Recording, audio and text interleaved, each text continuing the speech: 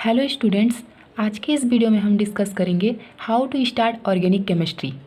Organic chemistry को कहाँ से स्टार्ट करें, कैसे स्टार्ट करें, क्योंकि कुछ बच्चों के माइंड में ये क्वेश्चन अराइज होता है कि ऑर्गेनिक केमिस्ट्री को कैसे स्टार्ट करें, कहाँ से स्टार्ट करें। So this video will be beneficial for them. So let's start. Organic chemistry में हमारे ये कुछ बेसिक्स पॉइंट होते हैं जिनका जानना जरूरी है। अगर ये पॉइंट्स हमारे क्लियर होंगे तो हम लोग ऑर्गेनिक केमिस्ट्री को ईजिली समझ सकेंगे। ठीक है, तो स्टार्ट करते हैं। हमारा फर्स्ट पॉइंट होता है कार्बन एंड इट्स कंपाउंड। हमारा फर्स्ट पॉइंट क्या है? Carbon and its compound. Organic chemistry में मेनली हम लोग कार्बन और उसके कंपाउंड्स की स्टडी करते हैं। ठीक है, जो ऑर्गेनिक कंपाउंड्स होते हैं वो टोटली विद कार्बन कंपाउंड्स होते हैं। तो हम लोग को ऑर्गेनिक केमिस्ट्री में स्पेशली देखना किसको है? कार्बन को और उससे रिलेटेड कंपाउंड्स को। तो हमको पहले कार्बन से रिलेटेड कंपाउंड्स को और कार्बन को जानना जरूरी है। ठीक है, अब इसमें हम लोग देख सकते हैं क्या क्या कार्बन, इसके कुछ जनरल इंट्रोडक्शन होते हैं कि इसका एटॉमिक नंबर क्या होगा, एटॉमिक मास क्या होगा, इसकी क्या क्या प्रॉपर्टीज़ होंगी, कि कौन कौन से रिएक्शंस होंगे।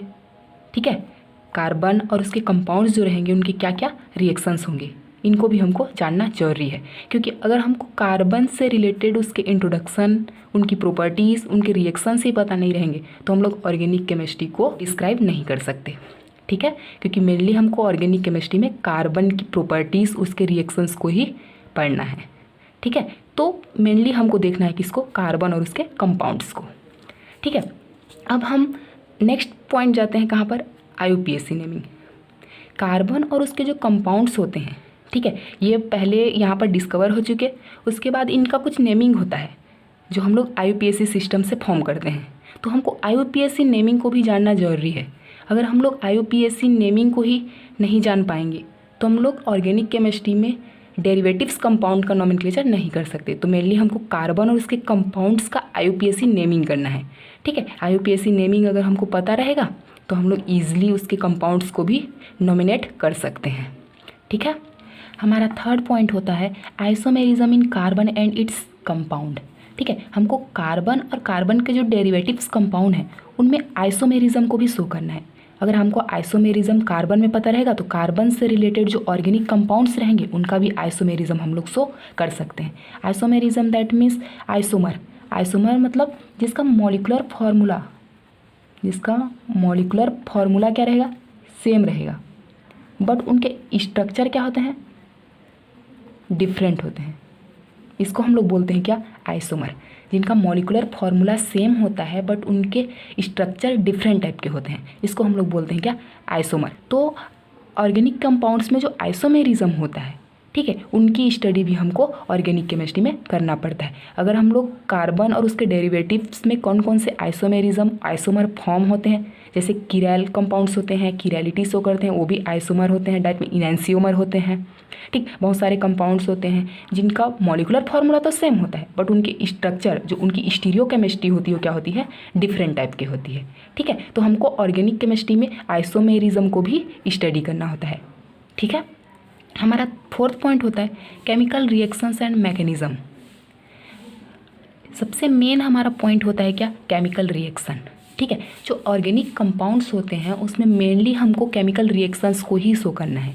ठीक है, अब ये केमिकल्स रिएक्शन बहुत टाइप के हो सकते हैं। ठीक है, जरूरी नहीं है कि एक ही टाइप से सब फॉलो हो, सबके अलग अलग रिएक्शंस होते हैं, सबके अलग अलग मैकेनिज्म होते हैं। तो हमको ऑर्गेनिक केमिस्ट्री में पहले ये देखना है कि कौन सा केमिकल रिएक्शन हो रहा है, उसका मैकेनिज्म क्या है। लाइक हमारे पास कोई रिएक्शन है, CH4 + Cl2 gives out CH3Cl - HCl। ठीक, तो यहाँ पर मीथेन जो होता है वो क्लोरीनेशन करता है और एल्काइल हैलाइड का फॉर्मेशन करता है और HCl बाई प्रोडक्ट रिलीज होता है। ठीक, हमको ये तो पता चल गया कि ये रिएक्शन होता है। अब ये रिएक्शन होता कैसे है? ठीक है, कि ये रिएक्शन है, मीथेन जब क्लोरीन से रिएक्ट करता है तो एल्काइल क्लोराइड का फॉर्मेशन करता है। ठीक, यहाँ पर रिएक्शन तो हो गया, रिएक्टेंट था, प्रोडक्ट का फॉर्मेशन हो गया, बट यहाँ पर ये रिएक्शन हुआ कैसे? ये रिएक्शन होता है सनलाइट के प्रेजेंट में। ठीक है, तो ये रिएक्शन सनलाइट के प्रेजेंट में हुआ तो इसका नाम क्या हुआ, इसका मैकेनिज्म क्या हुआ? ठीक है, तो उसको भी हमको देखना पड़ता है। ठीक है, जैसे यहाँ पर मीथेन जो रहता है वो क्लोरीनेशन करता है, इस रिएक्शन को हम लोग बोलते हैं क्या? Free radical substitution mechanism. क्या बोलते हैं? Free radical substitution mechanism.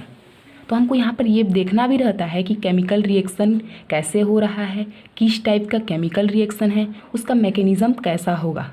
तो हमको ऑर्गेनिक केमिस्ट्री में केमिकल रिएक्शंस की भी स्टडी करनी रहती है, प्लस उसके मैकेनिज़्म को भी एक्सप्लेन करना रहता है। ठीक है, हमारा नेक्स्ट पॉइंट है कन्वर्जन एंड रीअरेंजमेंट रिएक्शन। ठीक है, ये भी केमिकल रिएक्शंस के ही टाइप हैं, conversion reaction and rearrangement reaction. ठीक है, कन्वर्जन दैट मीन्स हमारे पास सपोज कोई क्वेश्चन होता है कि हमको CH3Cl एल्काइल हैलाइड है, इसको हमको कन्वर्ट करना है अल्कोहल में CH3OH। ठीक है, हमारे पास कन्वर्जन रिएक्शन दैट मीन्स हमारे पास एक रिएक्टेंट रहेगा, उसको इस प्रोडक्ट में कन्वर्ट करना है। तो इसको कन्वर्ट करने के लिए भी कुछ प्रोसेस यूज़ होते हैं। वो प्रोसेस क्या क्या होते हैं, या तो रीअरेंजमेंट हो सकता है, दैट मीन्स यहाँ का मॉलिक्यूल यहाँ ट्रांसफ़र हो जाएगा, यहाँ का मॉलिक्यूल यहाँ ट्रांसफ़र हो जाएगा। तो आपस में ये क्या होते हैं, रीअरेंज हो जाते हैं। जो मॉलिक्यूल रहते हैं वो इंटरचेंज हो जाते हैं, रीअरेंज हो जाते हैं, और रीअरेंज होने के बाद वो रिएक्शन मैकेनिज्म शो करने लगते हैं। तो हमको ऑर्गेनिक केमिस्ट्री में मेनली इस पॉइंट के ऊपर भी फोकस करना रहता है कि जो कंपाउंड होते हैं वो कन्वर्जन रिएक्शन शो करते हैं, दैट मीन्स आपस में इंटरचेंज हो जाते हैं। चाहे तो वो इंटरमोलिकुलर रीअरेंजमेंट भी हो सकता है या मॉलिकुलर रीअरेंजमेंट भी हो सकता है। लाइक हमारे पास कोई स्ट्रक्चर है CH4, इसका स्ट्रक्चर हम लोग इस टाइप से फॉर्म करते हैं, ये। ठीक है, तो हमें यहाँ पर पता है कि CH4 में मॉलिक्यूल्स उसकी टेट्रावेलेंसी को सेटिस्फाइड करते हैं।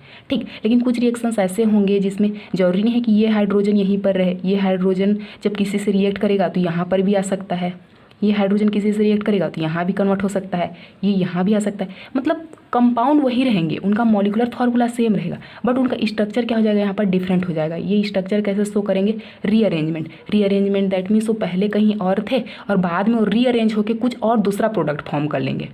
ठीक है, इसका मेन एग्जाम्पल होता है हमारा क्या, यूरिया का फॉर्मेशन। जो यूरिया का फॉर्मेशन होता है NH2C+O NH2, जो यूरिया होता है ये हमारा मेन एग्जाम्पल होता है किसका, रीअरेंजमेंट रिएक्शन का। यूरिया जो होता है वो अमोनियम साइनेट से फॉर्म होता है, अमोनियम साइनेट जो होता है वो रीअरेंज होकर यूरिया फॉर्म करता है। ठीक है, मतलब हमको ऑर्गेनिक केमिस्ट्री में मेनली देखना किसको रहता है, रीअरेंजमेंट रिएक्शंस को, जिसमें कंपाउंड जो होते हैं वो उनका फॉर्मेशन तो एक ही टाइप का होता है, बट वो रीअरेंजमेंट के थ्रू कोई दूसरे प्रोडक्ट का भी फॉर्मेशन कर सकते हैं। ठीक है, तो कन्वर्जन रिएक्शन और रीअरेंजमेंट रिएक्शंस को भी हमको यहाँ पर देखना है। ठीक, लास्ट और सबसे इम्पॉर्टेंट पॉइंट होता है हमारा overall GOC, general organic chemistry. ठीक है, हम लोग जो 10th स्टैंडर्ड तक केमिस्ट्री पढ़े रहते हैं वहाँ पर हमको ओनली कंपाउंड्स के बारे में उनका जनरल इंट्रोडक्शन ही पता रहता है कि वो कैसे होते हैं, कैसे फॉर्म करते हैं, क्या होता है, कैसे होता है। ठीक है, लेकिन हमको 11 जैसे ही बेस से हमारा आगे निकलता है तो वहाँ पर हमको देखना रहता है क्या, टोटल GOC को। टोटल GOC में ये सब के सब पॉइंट्स वहाँ पर इंक्लूड हो जाते हैं। ठीक है, उसमें हमको कंपाउंड्स होते हैं, चाहे वो एलिफैटिक हो या एरोमेटिक हो, उन कंपाउंड्स में रिएक्शंस क्या क्या होते हैं, वो कैसे इंटरचेंज करते हैं, कौन कौन से इफेक्ट होते हैं, टोटली हम लोग उसको किस में देखते हैं, ओवरऑल GOC में। तो अगर हमको ओवरऑल GOC अगर पता रहेगा, जनरल ऑर्गेनिक केमिस्ट्री, मतलब हमको ऑर्गेनिक से रिलेटेड जनरल जितने भी इंफॉर्मेशन अगर हमको पता है तो हम लोग ऑर्गेनिक केमिस्ट्री को ईजिली समझ सकेंगे। ठीक है, तो अगर ये पॉइंट्स हमारे अच्छे से क्लियर हैं तो हम लोग ऑर्गेनिक केमिस्ट्री को ईजिली समझ सकेंगे, और कहाँ से स्टार्ट करना है, किन किन टॉपिक्स को याद रखना है, किन किन पॉइंट्स पर फोकस करना है, ये हमको पता चल जाएगा। ठीक है, अगर ये पॉइंट्स हमारे अच्छे से क्लियर होंगे तो हम लोग ईजिली ऑर्गेनिक केमिस्ट्री को समझ सकेंगे। ठीक है, थैंक यू।